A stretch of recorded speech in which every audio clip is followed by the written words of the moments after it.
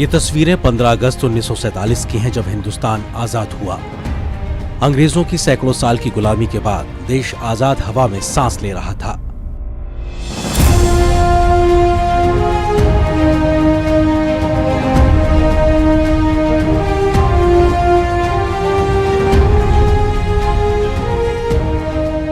स्वतंत्रता मिलने के बाद सबसे बड़ी चिंता थी कि अब देश को कैसे आगे बढ़ाया जाए और कैसे सबको साथ लेकर तरक्की का भागीदार बनाया जाए। वो नियम, कायदे, कानून और सिद्धांत क्या हों जिसके आधार पर इतनी विविधताओं, विषमताओं वाले देश को एक समान आधार पर आगे बढ़ाया जाए। उस वक्त जरूरत महसूस हुई भारत के खुद के संविधान की, ताकि देश को कानून सम्मत तरीके से बढ़ने का मौका मिल सके। अगस्त 1947 में संविधान की रचना के लिए संविधान मसौदा समिति बनाई गई। उसका अध्यक्ष चुना गया डॉक्टर भीमराव अंबेडकर को। देश को रास्ता दिखाने वाले, दस्तावेज बनाने की सबसे बड़ी समिति के अध्यक्ष पर डॉक्टर अंबेडकर का चुना जाना महज एक इत्तेफाक नहीं था, बल्कि उनके दशकों के संघर्ष और अनुभव का नतीजा था कि उन्हें इतनी बड़ी जिम्मेदारी के लिए चुना गया। डॉक्टर भीमराव अंबेडकर इस जिम्मेदारी के लिए नियुक्त होने से पहले एक जाने माने विधिवेत्ता, कानूनविद, अर्थशास्त्री, राजनीतिक और समाज सुधारक के तौर पर अपनी एक अलग पहचान बना चुके थे, और उनकी यही जमीनी समझ और दुनिया भर के संविधानों की गहरी जानकारी की वजह से ही उन्हें इस काम के लिए सबसे सटीक व्यक्ति माना गया। भारतीय संविधान 2 साल 11 महीने 18 दिन की कड़ी मेहनत के बाद दुनिया के सबसे बड़े लिखित संविधान के रूप में तैयार हुआ, और 26 नवंबर 1949 को संविधान सभा ने इसे अंगीकार किया तो देश में संविधान 26 जनवरी 1950 को लागू हुआ। इस संविधान को लिखने, उसके प्रावधानों को सबसे बेहतर बनाने में सबसे बड़ा योगदान रहा डॉक्टर भीमराव अंबेडकर का। इसीलिए उन्हें कहा जाता है संविधान निर्माता।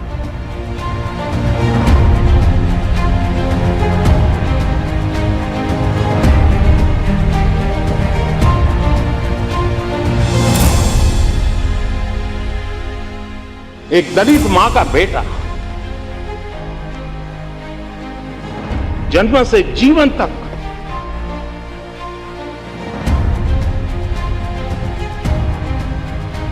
सिर्फ यातनाएं झेली, अपमानित होता रहा, उपेक्षित होता रहा, डगर डगर उनको सहना पड़ा। उसी व्यक्ति के हाथ में जब देश के भविष्य का दस्तावेज बनाने का अवसर आया, तो ये पूरी संभावना होती वो हम जैसा अगर मनुष्य होता तो वो कटुता, वो जहर कहीं न कहीं प्रकट होता, बदले की कहीं आग निकल आती, कहीं भाव निकल आता। लेकिन ये बाबा साहब आंबेडकर की ऊंचाई थी कि जीवन भर झेला, जीवन भर झेला, लेकिन संविधान में कहीं पर वो बदले का भाव नहीं। आजादी के समय भारत न जाने कितने हिस्सों में बिखरा हुआ था, न जाने कितने मतभेदों ने सिर उठाना शुरू कर दिया था, लेकिन संविधान मसौदा समिति ने न सिर्फ तात्कालिक भारत की जरूरतों का समाधान दिया, बल्कि भविष्य के भारत को रास्ता दिखाने का काम भी किया। ये काम इतना आसान नहीं था, लेकिन डॉक्टर भीमराव अंबेडकर ने अपनी कुशलता से इसे करके दिखाया।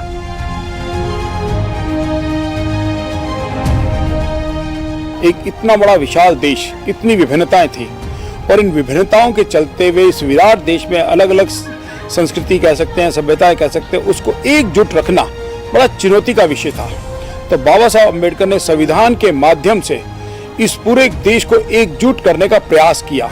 भारत में 75 वर्ष में इतनी विभिन्नता के बावजूद भी भारत एकजुट है, अखंड है। ये मेरा मानना है कि इस अखंडता के पीछे, इस एकजुटता के पीछे अगर कोई आधार है, अगर कोई कह सकते हैं सूत्र है, तो वह है भारतीय संविधान। और भारतीय संविधान को बाबा साहब अम्बेडकर ने बड़ी शिद्दत के साथ, पूरी टीम के साथ इस देश को, संविधान को निर्माण किया। बाबा साहब का भारत के राजनीतिक एकीकरण में और सामाजिक एकीकरण में बहुत बड़ा योगदान है। एक लिखित संविधान, एक शक्तियों का बंटवारा और एक न्यायपालिका, वो तीनों रखे गए। लेकिन उसके बावजूद आपको याद हो, बाबा साहेब अम्बेडकर ने ये कहा था कि यह संविधान आम समय में, साधारण समय में एक संघीय संविधान होगा, लेकिन जैसे ही देश पर कोई संकट आएगा या देश के सम्मुख कोई चुनौती आएगी तो यह संविधान एकात्मक संविधान में परिवर्तित हो जाएगा। तो उन चुनौतियों को ध्यान में रखते हुए और उस समय जो भारत की संकल्पना हमारे संविधान निर्माताओं ने की थी, उनको ध्यान में रखते हुए एक बड़ा अद्भुत संविधान हम लोगों ने अपने राष्ट्र को दिया। मौलिक अधिकार देना पड़े, बेदिंग घाट, रोड, होटल, रेस्टोरेंट यूज़ करने के लिए हमारे देश में जो संविधान है उसमें फंडामेंटल राइट चैप्टर में सड़क यूज़ करने के लिए, पानी के लिए तालाब यूज़ करने के लिए, कुआं यूज़ करने के लिए, रेस्टोरेंट में जाने के लिए मौलिक अधिकार देना पड़ा। ये उस समय का सबसे बड़ा चैलेंज था और जिसके कि मेरा मानना है कि B.R. अम्बेडकर माहिर थे। आजादी के करीब 7.5 दशक के बाद भी नए भारत के निर्माण को दिशा दिखा रहा है हमारा संविधान। आज भी देश का सबसे महत्वपूर्ण दस्तावेज है हमारा संविधान, जिसके अंदर हिंदुस्तान की मूल भावना छिपी हुई है। भारतीय संविधान में 456 अनुच्छेद हैं, 12 अनुसूचियां हैं जो 22 भागों में विभाजित हैं। डॉक्टर भीमराव अम्बेडकर ने भारतीय संविधान में तमाम खूबियों को समाहित किया, जिसकी वजह से दुनिया भर में भारतीय संविधान की नजीर दी जाती है। हमारे संविधान की कुछ बड़ी खासियत पर नजर डालें तो ये कठोर और लचीला है, धर्मनिरपेक्ष देश की परिकल्पना को साकार करता है, केंद्र और राज्यों के बीच बेहतर संघवाद को लागू करता है, संसदीय प्रणाली के रूप में बेहतर व्यवस्था को लागू करता है, एकल नागरिकता का प्रावधान देता है, स्वतंत्र न्यायपालिका से संविधान का संरक्षण दे रहा है, राजनीति के निर्देशक सिद्धांतों की इसमें मौजूदगी है। आम नागरिकों को मौलिक अधिकार मिले हैं तो मौलिक कर्तव्यों का भी प्रावधान किया गया है। वयस्क मताधिकारों का अधिकार आम आदमी को सशक्त बनाता है।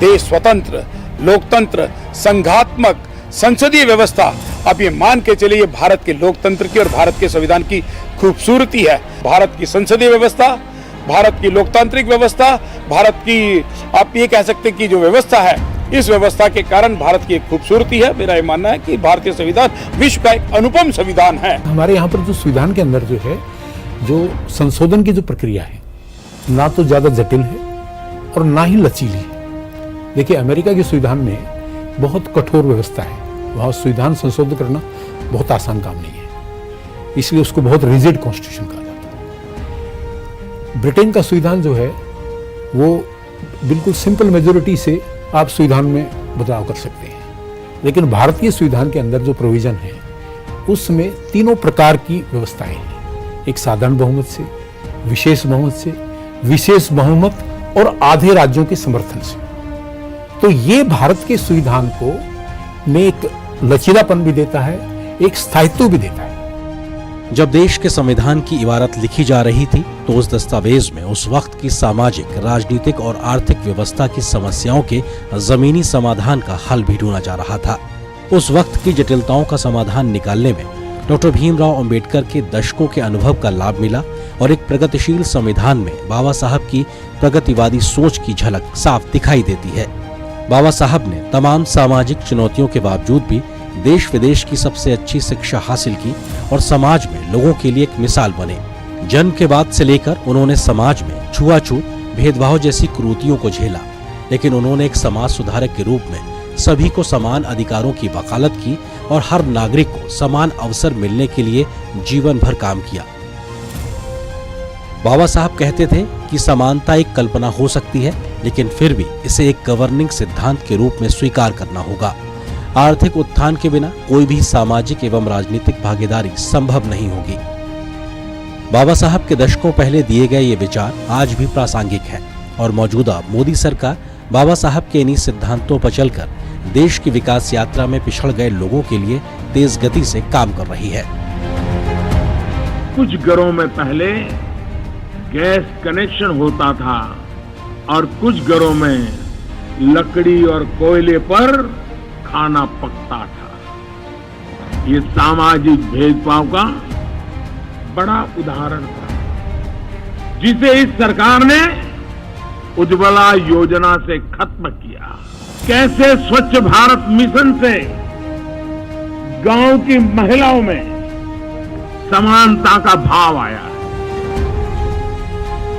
मोदी सरकार की सोच में सबका साथ सबका विकास का मूल मंत्र नजर आता है और इसीलिए समाज के सबसे पिछड़े लोगों के लिए तमाम सामाजिक आर्थिक योजनाओं को लागू किया गया है। इन योजनाओं से जहां लोगों के आर्थिक उत्थान के लिए काम किया जा रहा है तो वहीं स्वास्थ्य, शिक्षा जैसी मूलभूत जरूरतों को भी पूरा किया जा रहा है।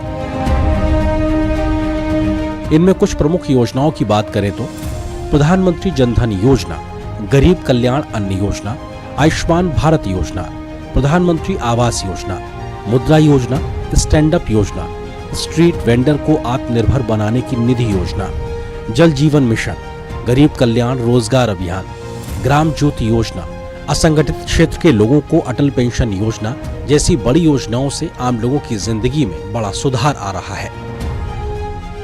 बाबा साहब ने जो देखिए, बाबा साहब का एक पहला आग्रह था, पहला जो आग्रह था वो था कि भाई जो वंचित समाज है और जो पिछड़ा हुआ है, इसके अलावा बाबा साहब का ये भी आग्रह था कि ये पिछड़ापन और गरीबी ये पूरे समाज में व्यापक है। इसलिए जो समाज का जो वंचित वर्ग है वो हमेशा आगे आना चाहिए और उसको आगे आने के लिए सरकारों को काम करना चाहिए।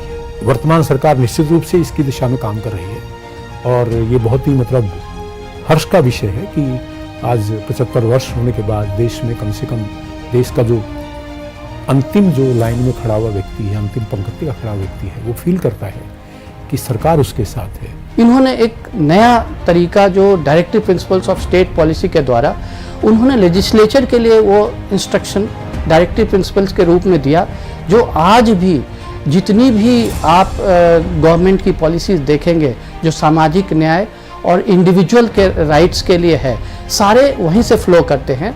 और मेरा मानना है कि उनके लिए जो सबसे वल्नरेबल माइनॉरिटी था वो एक इंडिविजुअल था और इंडिविजुअल के जो राइट्स हैं हमेशा ग्रुप राइट्स से ऊपर रहे हैं। बाबा साहब जहां समाज में अंतिम पंक्ति में खड़े व्यक्ति के उत्थान के पैरोकार थे, तो वहीं उन्होंने देश को आगे बढ़ाने के लिए तमाम आर्थिक विचार भी सामने रखे। एक अर्थशास्त्री के तौर पर डॉक्टर अंबेडकर सामूहिक कृषि और कृषि क्षेत्र में अदृश्य बेरोजगारी के समाधान के लिए औद्योगिकीकरण के समर्थक थे। डॉक्टर अंबेडकर के विचारों के मूलभूत सिद्धांतों को आज भी तेजी के साथ केंद्र सरकार आगे बढ़ा रही है, जिसकी झलक खेती, किसानी और उद्योगों के लिए उठाए गए कदमों में साफ दिखाई देती है। बीज से लेकर बाजार तक, खेत से लेकर खलिहान तक उनकी हर तरह से मदद की जा रही है। इन छोटे किसानों के बैंक खातों में पीएम किसान सम्मान निधि के हजारों करोड़ रुपए सीधे भेजे जा रहे हैं। उनकी आय बढ़ाने के लिए उन्हें खेती से जुड़े अन्य विकल्पों की तरफ भी प्रेरित किया जा रहा है। कृषि पर निर्भर देश की बड़ी आबादी यानी अन्नदाता के लिए मौजूदा सरकार ने जिन बड़ी योजनाओं का खाका खींचा है, जो किसानों की आय बढ़ाने का आधार बनी है, उनमें प्रधानमंत्री किसान सम्मान निधि योजना, प्रधानमंत्री फसल बीमा योजना, किसान क्रेडिट कार्ड योजना, मृदा स्वास्थ्य कार्ड योजना, राष्ट्रीय कृषि बाजार या इनाम योजना, प्रधानमंत्री कृषि सिंचाई योजना, प्रधानमंत्री कुसुम योजना, पीएम किसान मानधन योजना, राष्ट्रीय बागवानी मिशन, डेयरी उद्यमिता विकास योजना, प्राकृतिक खेती, छोटे मझोले किसानों के एफपीओ, कृषि से जुड़े स्टार्टअप, मिलेट्स पे फोकस जैसे प्रयास शामिल हैं। बाबा साहब जानते थे कि खेती तो जो है वो कम होती जा रही है, निश्चित रूप से जमीन की जो खेती का जो क्षेत्र है वो निश्चित धीरे धीरे करके कम होता जाएगा।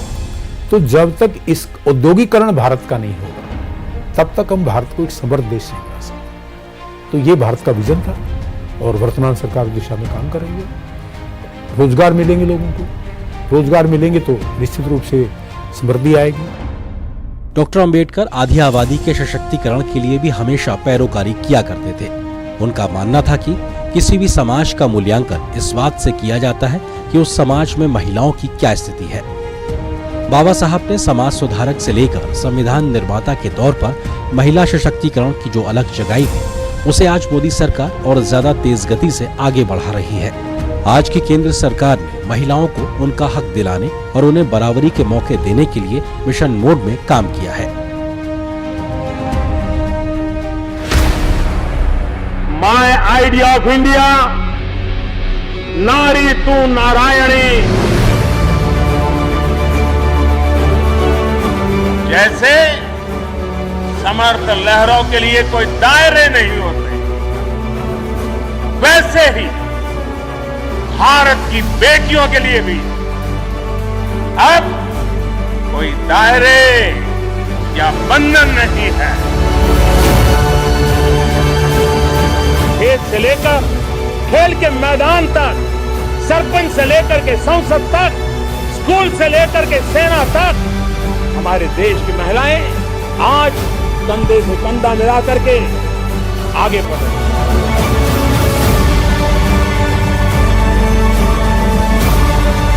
माताओं, बहनों, बेटियों, उनका जीवन पीढ़ियों को प्रभावित करने वाला, पीढ़ियों का निर्माण करने वाला जीवन होता है। एक बेटी का सामर्थ्य, उसकी शिक्षा, उसका कौशल सिर्फ परिवार ही नहीं, समाज की, राष्ट्र की दिशा तय करती है।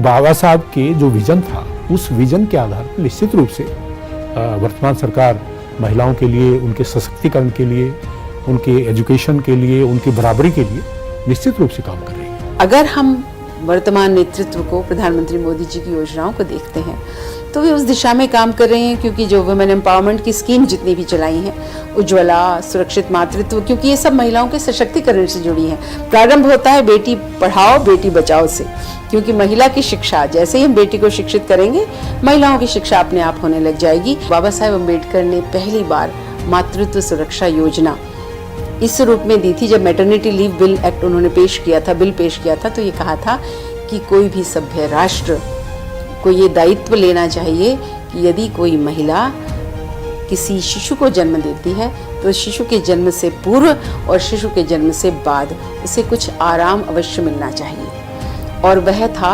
प्रसूति अवकाश की योजना। और उसी को आगे ले जाकर प्रधानमंत्री मोदी जी ने 3 महीने से 6 महीने तो कर दिया है।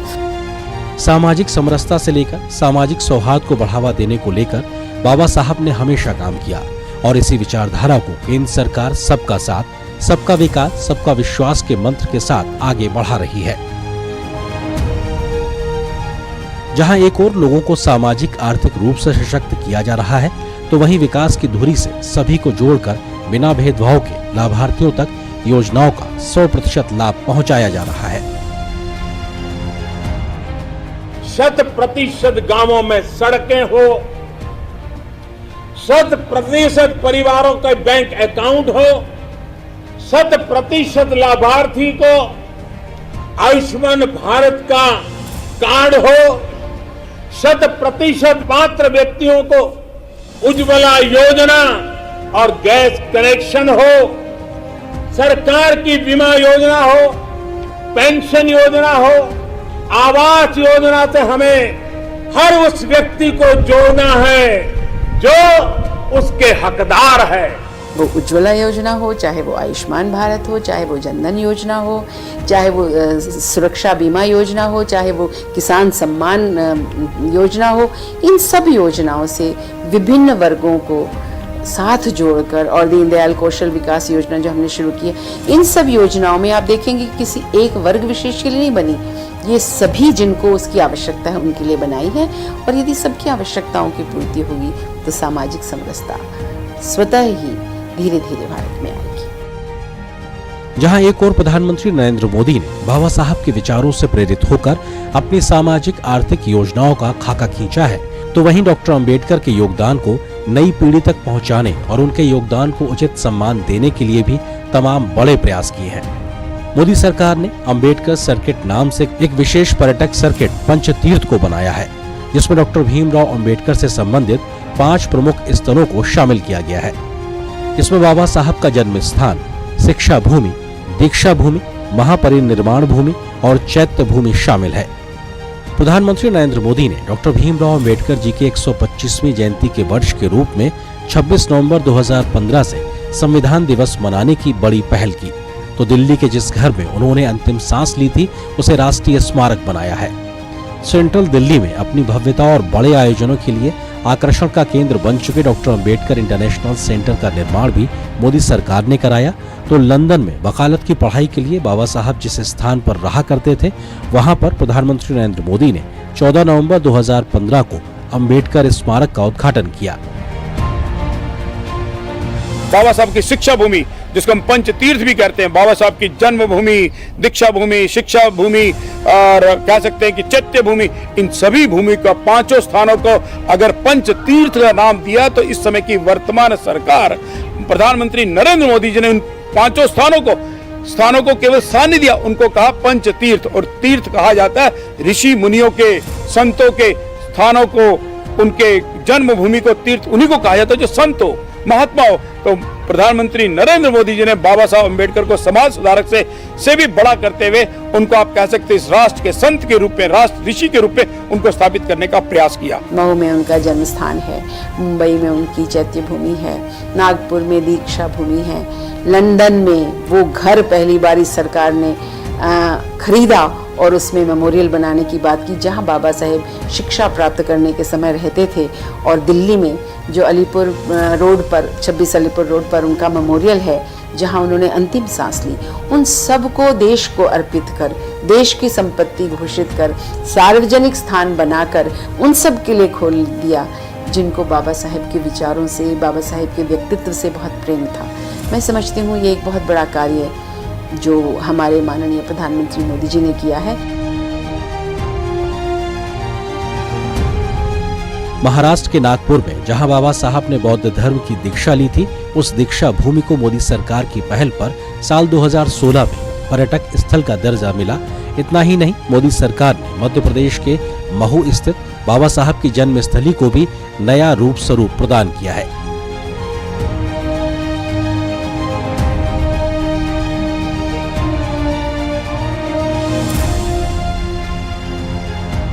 बाबा साहब डॉक्टर भीमराव अंबेडकर ने भारतीय समाज के शोषितों, पीड़ितों, दलितों और पिछड़ों को आह्वान करते हुए कहा था, शिक्षित बनो, संगठित बनो, संघर्ष करो।